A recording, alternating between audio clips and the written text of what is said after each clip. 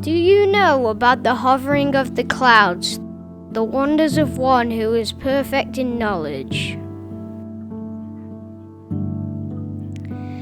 Who can count the clouds by wisdom and pour out the water jars of the heavens? Nephology is the science of clouds, the study of the ways that tiny liquid droplets, frozen crystals, and other particles suspend in a planetary atmosphere, accumulating to form a vast array of aerial formations. In the Bible, like many other elements of the natural world, clouds are embedded with a deep symbolism containing a paradox. Can anyone understand the spreading of the clouds, the thundering of his pavilion? In the Bible's story of redemption, clouds appear explicitly first in Genesis, in the account of the judgment and salvation of the flood. After God saves Noah and his family, along with all the animals, God sets a bow in the cloud, a visible memory of his covenant with the earth. The cloud returns again in Exodus in the shape of a pillar to guide God's people through the wilderness, a sign of his presence. The cloud of his glory returned to cover Mount Sinai, and the Lord called to Moses from the cloud, and he entered it and spoke with God, face to face, just as a man speaks to his friend. And God's cloud would come lower still and fill the house of his temple. Yet the cloud also evokes mystery, for in the cloud God is hidden, and who can behold his glory? For he made darkness his hiding place, his canopy around him, darkness of waters, thick clouds.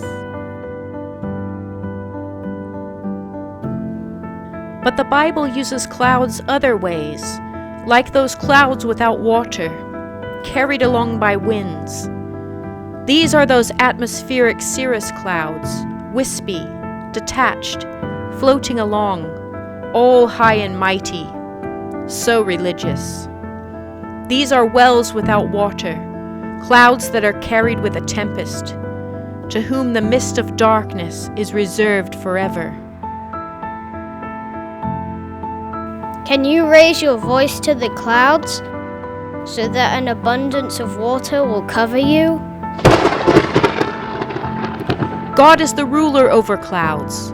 With thick clouds come the rain of his blessing, heavy with refreshment, weighty in their witness of God's promises, glowing with glory, fire and hail, snow and clouds, stormy wind, fulfilling his word.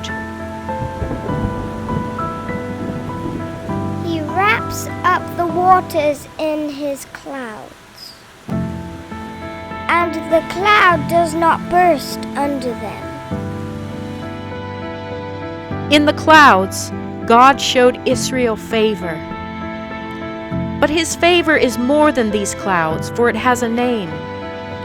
God in the clouds brings the true and living water of Christ himself. And who appeared as witnesses? Moses and Elijah, who appeared in glory.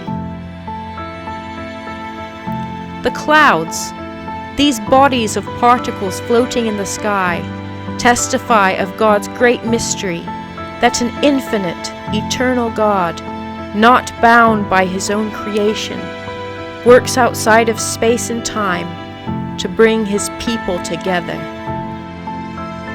The great cloud of witnesses God tells us about in Hebrews 12 is therefore no passive audience, far away in the realms of heaven, confined to our past. This cloud rather represents an active presence, bearing witness to us of God's permanent memory of his promises. For we have already come to Mount Zion, and to the city of the living God, the heavenly Jerusalem, and to myriads of angels, to the church of the firstborn,